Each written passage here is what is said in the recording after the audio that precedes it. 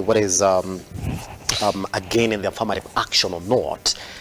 I want to point even in your house, the Senate House. Remember my introduction was that even when you look at whether it's really something that's promoting women in leadership, you start to investigate in the National House and the Senate House. Yeah. The numbers are big disparity, Senator. Definitely. There's a big disparity. Yes. Let me start with the Senate. Yes. I mean, we're talking about 2167.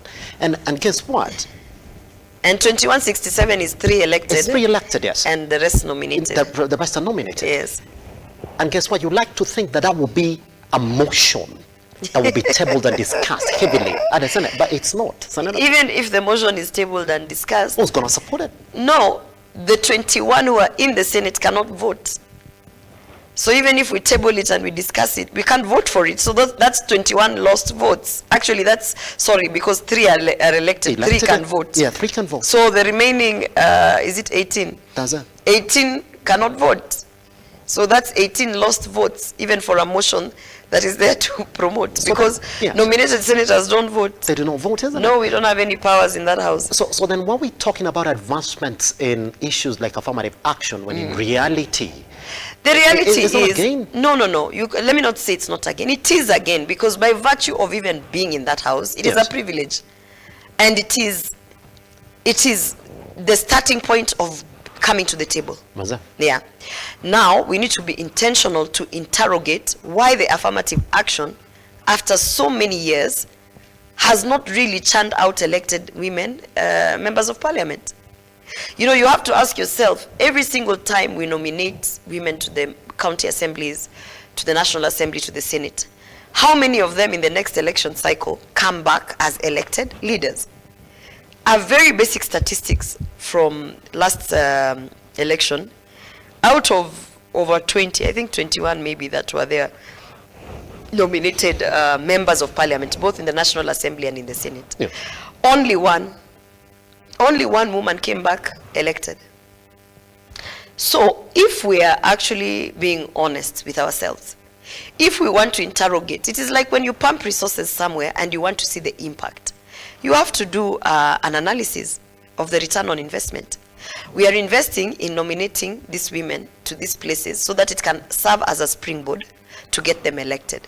So we have to be intentional and find out, since the affirmative action started, how many people have actually successfully used that nomination to get elected.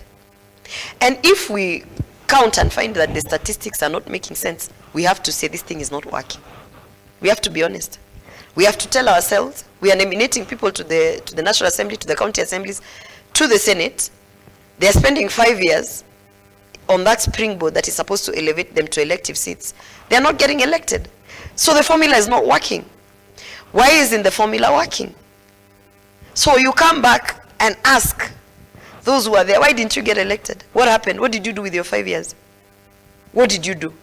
Some of them will tell you, oh, I tried to legislate, the processes are bureaucratic, there's a system in there that doesn't work. I am in there, I can tell you there's a system that is created and designed to have you fail as a nominated senator. Number one, you don't have voting rights. You cannot vote under any matter. Already that shows you that essentially to the public conceives you as a useless person in the Senate. That's one. So you're being set up to fail. If you look at the systems within, I can only speak of the Senate because that is where I've been nominated. We need to, when we talk about two-third gender rule and trying to bring more women through nominations, ask yourself, those nominations, are they working? Because me, I can tell you from a position of, I am a nominated senator. And the things you hear me raising to speak about, the things you hear me, what people perceive as complaining and saying I'm difficult, I am trying to blow the whistle and say, this affirmative action is a very good thing for women. But in order for it to work, we must do these things. You cannot send women to a space where they have no powers. You cannot invite me to a meal where I'm not eating. You cannot sit me at the table where I'm not making decisions. I'm not part of the decision making. Because then now that is a true definition of setting me up to fail, and putting me as a flower girl. Yes. Yes. Here's a reality that one